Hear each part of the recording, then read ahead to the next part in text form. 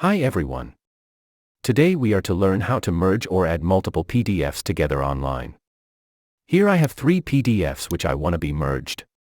So, on Google, type, I love PDF. Head to there. The first one, merge PDF.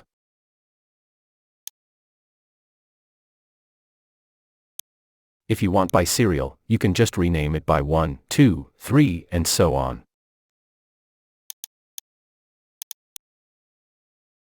Dragging those there.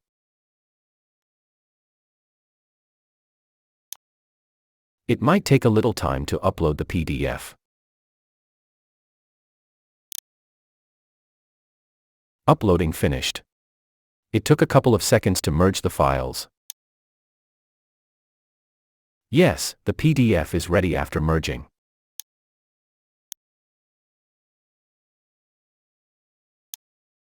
These are the 3 PDF pages together.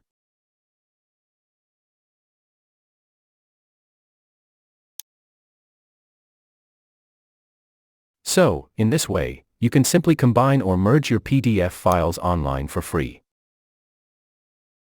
Hope you liked this video and helped you a lot. Please be with us and also subscribe to Joseph IT. Goodbye.